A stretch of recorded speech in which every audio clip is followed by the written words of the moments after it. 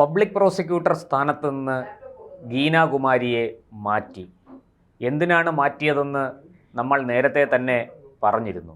എന്തുകൊണ്ട് മാറ്റുമെന്നും ഗീനാകുമാരി ചെയ്ത പ്രവൃത്തിയിലെ പാകപ്പിഴകൾ എന്തൊക്കെയാണെന്നും അല്ലെങ്കിൽ നിയമവിരുദ്ധമായ കാര്യങ്ങൾ എന്തൊക്കെയാണെന്നും ഒക്കെ നമ്മൾ നേരത്തെ ചർച്ച ചെയ്തിരുന്നു. ഇപ്പോഴിതാ ഒരു പുതിയ വിവരം കൂടി വരുന്നു. അതായത് ഈ കേസിൽ 9-ാം പ്രതിക്ക് ജാമ്യം ലഭിച്ചതിന് കാരണം ഗീനാകുമാരിയുടെ പ്രവൃത്തിയാണ് എന്ന് വ്യക്തമാണ്. അതായത് പ്രതിക്ക് ജാമ്യം കൊടുക്കാം, അന്വേഷണം പൂർത്തിയായി, തെളിവുകളൊക്കെ ശേഖരിച്ചു എന്നാണ് ഗീനാകുമാരി തിരുവനന്തപുരം പ്രിൻസിപ്പൽ സെഷൻസ് കോടതിയിൽ പറഞ്ഞത്. പബ്ലിക് പ്രോസിക്യൂട്ടറുടെ ഈ വാക്കുകൾ മുഖവിലക്കെടുത്തുകൊണ്ടാണ് കോടതി പ്രതിക്ക് ജാമ്യം അനുവദിച്ചത്. എന്നാൽ ഈ കേസിൽ പോലീസും EDയും ഒക്കെ അപ്പീലിന്, അതായത് പോലീസ് അതേ കോടതിയിൽ തന്നെ അപ്പീൽ കൊടുത്തിരിക്കുന്നു, ED ഹൈക്കോടതിയിൽ അപ്പീൽ കൊടുത്തിരിക്കുന്നു. മാത്രമല്ല ഈ കേസിൽ EDയെ കക്ഷി ചേർക്കണമെന്ന് കോടതിയോട് ആവശ്യപ്പെട്ടിരിക്കുന്നു. ഏറ്റവും ഒടുവിൽ പുറത്തു വരുന്ന വിവരം അനുസരിച്ച് ED ഈ കാര്യത്തിൽ, അതായത് EDയെ ആക്രമിച്ച കേസ്, അതിൻ്റെ അന്വേഷണം കേരള പോലീസിൽ നിന്ന് എടുത്തു മാറ്റി അത് CBIയെ ഏൽപ്പിക്കണം എന്ന ഒരു ആവശ്യവുമായിട്ട് കരുനീക്കം ആരംഭിച്ചിരിക്കുന്നു എന്ന വിവരമാണ് ഏറ്റവും പുതുതായി പുറത്തു വരുന്നത്. കോടതിയിൽ ഇത് സംബന്ധിച്ച് ED ആവശ്യമുന്നയിക്കും. ഹൈക്കോടതിയുടെ നിർദ്ദേശത്തിന് ED ഈ ഒരു ആവശ്യം സമർപ്പിക്കും. അവിടെ നിന്നൊരു വിധി ഉണ്ടാകും എന്നാണ് ED കരുതുന്നത്. കാരണം കേരള പോലീസ് ഈ വിഷയത്തിൽ കേസ് അന്വേഷിച്ചാൽ കൃത്യമായി മുഴുവൻ പ്രതികളെയും പിടികൂടാൻ കഴിയില്ല, ഇതിൻ്റെ പൂർണ്ണമായ ഗൂഢാലോചന പുറത്തു വരില്ല എന്നാണ് ED കരുതുന്നത്. ആ സംഭവം നടന്ന് ഇത്ര ദിവസങ്ങൾ കഴിഞ്ഞിട്ടും ഇതുമായി ബന്ധപ്പെട്ട, അതായത് ഈ ED ഉദ്യോഗസ്ഥരെ ആക്രമിക്കാൻ പ്രതികൾ തയ്യാറായതിന് പിന്നിലെ ഗൂഢാലോചന കൃത്യമായി അന്വേഷിച്ച് പുറത്തു കൊണ്ടുവരാൻ സാധിച്ചിട്ടില്ല. ആ ഗൂഢാലോചനയിൽ പങ്കെടുത്തവരെ അറസ്റ്റ് ചെയ്യാൻ ഇതുവരെ കേരള പോലീസിന് സാധിച്ചിട്ടില്ല. അതുമാത്രമല്ല, ഒരു പ്രതിക്ക് ജാമ്യം കിട്ടാൻ തക്കവണ്ണം പബ്ലിക് പ്രോസിക്യൂട്ടർ ഇടപെടൽ നടത്തിയിരിക്കുന്നു എന്ന ഗുരുതരമായ ആരോപണവും ED ഉന്നയിക്കുന്നു. ആ ആരോപണത്തിൽ കഴമ്പുണ്ട്, വസ്തുതയുണ്ട്. കാരണം പോലീസ് ഈ പ്രതിക്ക് ജാമ്യം നൽകരുത് എന്നാവശ്യപ്പെട്ട് കൃത്യമായിട്ടും ഒരാഴ്ച മുമ്പേ തന്നെ 13 കാരണങ്ങൾ ചൂണ്ടിക്കാട്ടി എന്തുകൊണ്ട് ഈ പ്രതിക്ക് ജാമ്യം നൽകരുത്, അത് 13 കാരണങ്ങൾ ചൂണ്ടിക്കാട്ടിയാണ് പോലീസ് അന്വേഷണ റിപ്പോർട്ട് സമർപ്പിച്ചത്.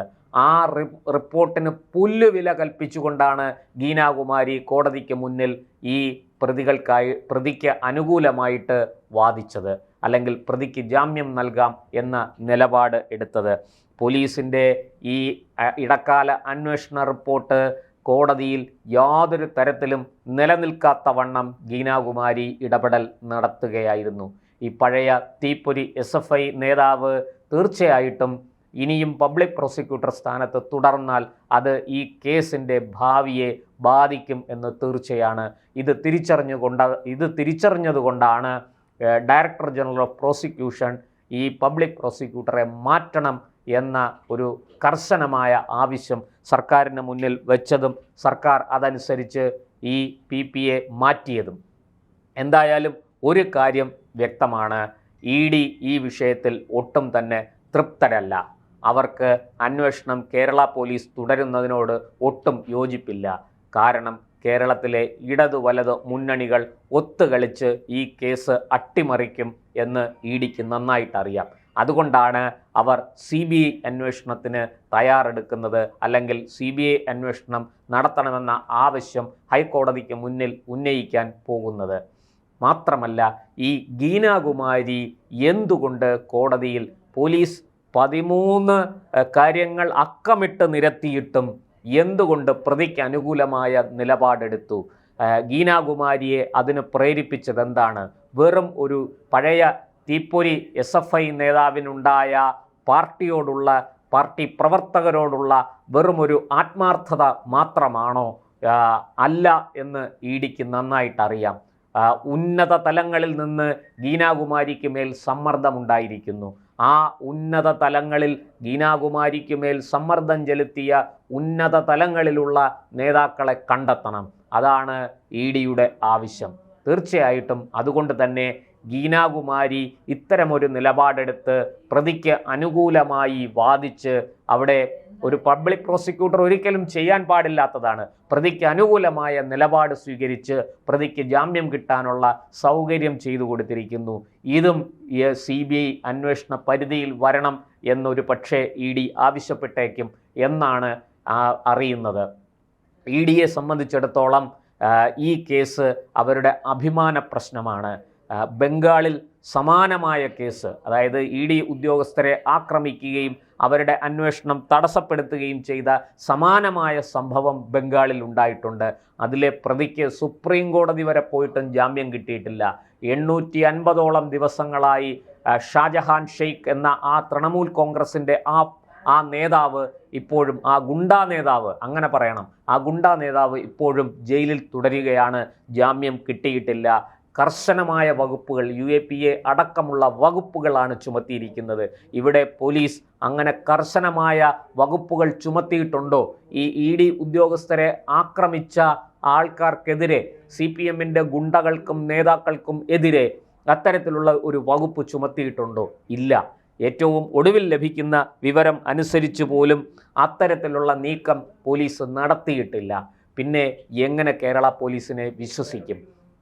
കേരള പോലീസ് പ്രതികൾക്ക് അനുകൂലമായ നിലപാടല്ലേ സ്വീകരിക്കുന്നത് എന്ന സംശയം EDക്കുണ്ട്. ഇത് കമ്മീഷണർ മുതൽ DGP വരെ ഉള്ളവർക്ക് ED പരാതി കൊടുത്തിട്ടും പ്രത്യേകിച്ച് ഫലമൊന്നും ഉണ്ടായിട്ടില്ല. 25 പേരെ ഈ കേസിൽ അറസ്റ്റ് ചെയ്തു. അതായത് ദൃശ്യങ്ങൾ വെച്ച്, നമുക്കറിയാം മുഴുവൻ ചാനലുകളും ആ സംഭവ സ്ഥലത്തുണ്ടായിരുന്നു. അവർ ചിത്രീകരിച്ച ദൃശ്യങ്ങൾ വെച്ചിട്ടാണ് ആ ദൃശ്യങ്ങളിൽ നിന്ന് EDയെ ആക്രമിക്കുന്നത് ആരൊക്കെയാണ് എന്ന് തിരിച്ചറിഞ്ഞിട്ട് അവരെ മാത്രമാണ് അറസ്റ്റ് ചെയ്തിരിക്കുന്നത്. ഈ അക്രമത്തിന് പ്രേരണ കൊടുത്തവരെ ഇനിയും അറസ്റ്റ് ചെയ്തിട്ടില്ല. ഈ അക്രമത്തിന് ഗൂഢാലോചന നടത്തിയവരെ ഇനിയും പിടികൂടാനുണ്ട്.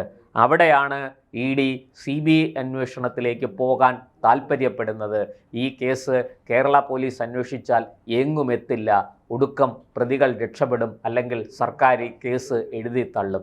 ഇത് EDക്ക് നന്നായിട്ടറിയാം.